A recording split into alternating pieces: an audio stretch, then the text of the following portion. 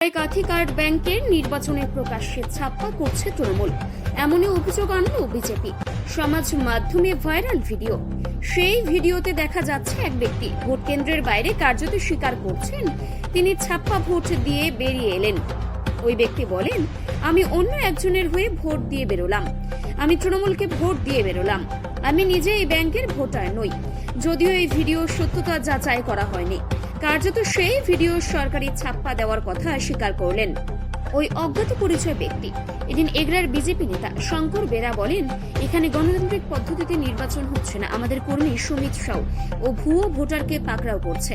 ওই ব্যক্তি আমাদের সামনে ছাপ্পা ভোট দেওয়ার কথা স্বীকার করে নিয়েছে। আমরা এই বিষয়ে কলকাতা হাইকোর্টের দ্বারস্থ হব। দাবি করছেন যে ছাপ্পা ভোট এখানে হয়েছে, কি বলবেন? 34 বছর বামফ্রন্ট ছিল, তারাও ছাপ্পা করছিল। তার পরবর্তী সময় তৃণমূলও ছাপ্পা করছে, একমাত্র ছাপ্পা করে না বিজেপির দল। যখনই নির্বাচন হবে তারা পরাজিত হবেন, দুটি কথা বলবেন, তৃণমূল সন্ত্রাস করেছে, তৃণমূল ছাপ্পা করেছে। এটা তবে আমি সকালবেলায় তো আপনাদের বাড়িতে বলেছিলাম যে তারা এই কাণ্ডগুলো হারার পরে কি বলবেন তার জন্য সুযোগ তৈরি করছেন। একটা মানুষের কাছে ব্যাখ্যা দিতে হবে, তো সেই ব্যাখ্যাটা দিচ্ছেন। তো সুতরাং এসব কথা ছেড়ে দিন। নির্বাচনে যারা পিছিয়ে পড়ে তারা নিজেদের দায় স্বীকার না করে যখন এসব কথা বলে তখন বুঝতে হবে ওরা সাংগঠনিকভাবে পিছিয়ে আছে, নির্বাচন ওরা করতে পারবে না। তো স্বাভাবিকভাবে আমাদের সংগঠন জোর আছে, আমাদের তৃণমূল কংগ্রেসরা মাঠে আছেন, তারা বাড়ি বাড়ি প্রচার করেছেন, তারা সাফল্য পেয়েছেন। কারণ ছাপ্পা ভোট তারা ধরলেন না।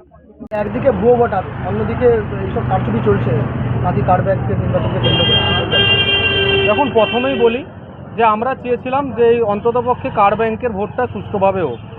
তার জন্য আমরা যেটুকু মানুষের কাছে যাওয়ার দরকার ছিল এবং মানুষকে যেভাবে কনভিন্স করার দরকার ছিল আমরা সেই চেষ্টা করেছি, এবং মানুষ অভূতপূর্বভাবে মানুষ আমাদের ডাকে সাড়া দিয়ে এই ভোটে অংশগ্রহণ করার জন্য ইচ্ছা নিয়ে এগিয়ে এসেছিল। সেক্ষেত্রে দেখা গেল এখানে যিনি একজন সাংবাদিক মানে সংবিধানের প্রধান অর্থাৎ বিধায়ক সাহেব নিজে উপস্থিত থেকে তার দলীয় কর্মীদেরকে লাগিয়ে 100 মিটারের মধ্যে আমাদের বিজেপি দেখে বিজেপি কর্মীদের স্লিপ কেড়ে নেওয়া হচ্ছে।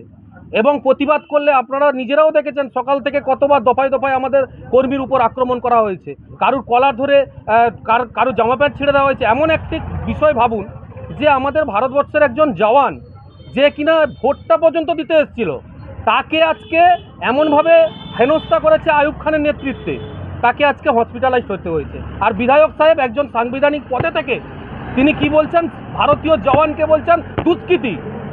কি করে তিনি সাংবিধানিক পদে বসতে পারেন একজন বিধায়ক? তিনি বিধায়ক হয়ে কি করে বলতে পারেন একজন ভারতীয় জওয়ানকে দুষ্কৃতী বলতে পারেন?